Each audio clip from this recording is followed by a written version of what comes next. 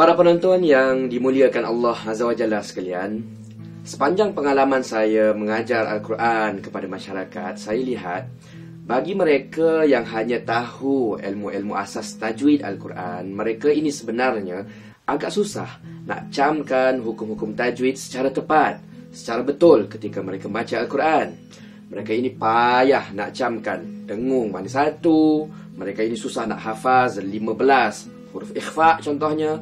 Mereka kadang-kadang agak confused nak membezakan mat panjang 2 harakat mana satu, 4 harakat mana satu dan sebagainya. Dan kadang-kadang mereka ini juga bermasalah nak mengecam hukum-hukum tajwid Al-Quran yang lain. Saya cuba mencari jalan yang terbaik untuk memudahkan semua ini dan Alhamdulillah, saya ingin sampaikan berita gembira untuk mereka, iaitu kita semua sebenarnya boleh kenal secara sepintas selalu cara bacaan hukum-hukum tajwid ini tanpa hafal pun apa nama hukumnya, apa jenis matnya, nak dengung 2 harakat ke ataupun tidak, berdasarkan apa? Iaitu berdasarkan tanda-tanda khas yang sebenarnya ada di dalam Al-Quran Resam Osmani. Tanda-tanda ini para penonton sekalian fungsinya bagi saya macam papan tanda ataupun signboard yang ada di jalan raya.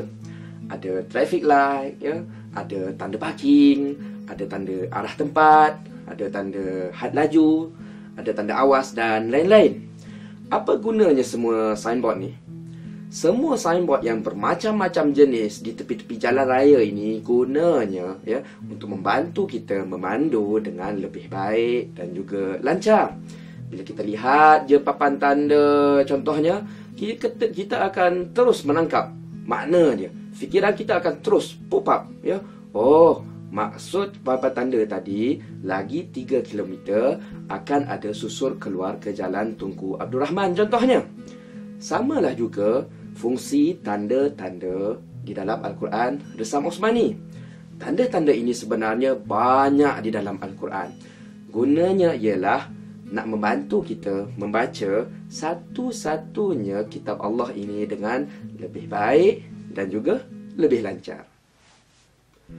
Maksudnya begini, nampak je tanda-tanda ni kita tahu, kita kena dengung, kita kena baca panjang, kita perlu berhenti, kita tak boleh berhenti, kita kena baca tapi tahan nafas 2 saat, kena baca mulut kita dalam keadaan dimuncungkan sedikit dan macam-macam lagi.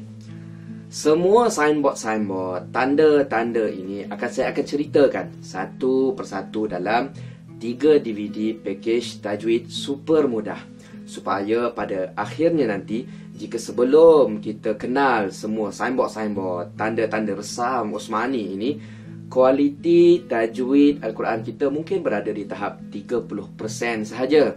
InsyaAllah, selepas kita tahu, kita camkan dan kita kenal semuanya melalui DVD ini, tahap kualiti bacaan Al-Quran anda semua bakal meningkat kepada 50 ataupun 70%, insya-Allah.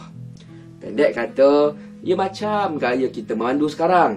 Pemanduan akan menjadi lebih mudah dan lebih lancar bila kita kenal dan kita faham isyarat daripada semua signboard, papan tanda yang berada di tepi-tepi jalan. Begitu juga dengan bacaan Al-Quran. Ia akan menjadi lebih mudah dan menjadi lebih lancar bila kita kenal semua tanda-tanda ataupun signboard Resam Osmani yang sebenarnya berfungsi memberitahu kita hukum-hukum tajwid dan juga cara bacaan yang tertentu.